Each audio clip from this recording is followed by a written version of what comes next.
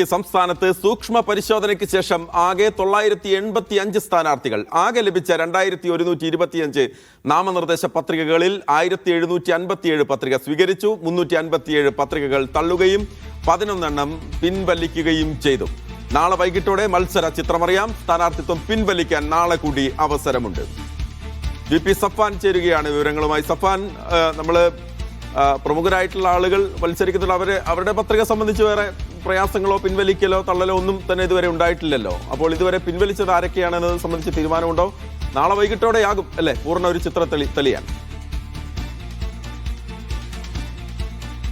അതേ മഹേഷ്, നാളെ വൈകിട്ടോടെ ആയിരിക്കും ഇത് സംബന്ധിച്ചൊരു പൂർണ്ണ ചിത്രം ലഭിക്കുക.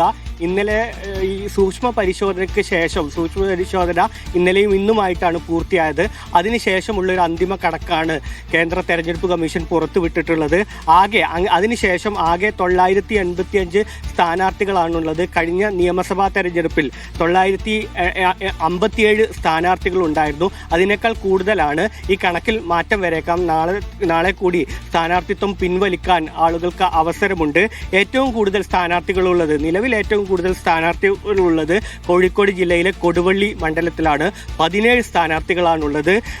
കുറവ് സ്ഥാനാർത്ഥികളിൽ നാട്ടികയിലും മാനന്തവാടിയിലുമാണ്. ഈ നാട്ടികയിലും മാനന്തവാടിയിലും അതാത് മുന്നണികളുടെ, അതായത് പ്രമുഖ മുന്നണികളായ LDF, UDF, NDA സ്ഥാനാർത്ഥികൾ മാത്രമാണ് മത്സരിക്കുന്നത്. ഇത് സംബന്ധിച്ച് ഏതായാലും അന്തിമ കണക്ക് നാളെ കൂടിയായിരിക്കും പുറത്തുവിടുക.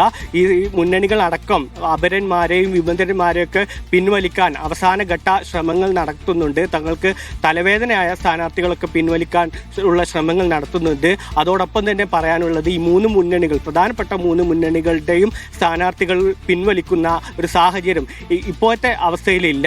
അതിനപ്പുറത്തേക്ക് നേരത്തെ തന്നെ സൂചിപ്പിച്ചിരുന്നതുപോലെ BJP സംസ്ഥാന അധ്യക്ഷൻ രാജീവ് ചന്ദ്രശേഖരൻ അടക്കമുള്ള ആളുകൾക്കെതിരെ എതിർ സ്ഥാനാർത്ഥികൾ പരാതി നൽകിയ ഒരു സാഹചര്യത്തിൽ കൂടി അവരുടെ സ്ഥാനാർത്ഥിത്വം അംഗീകരിച്ചതുണ്ട്.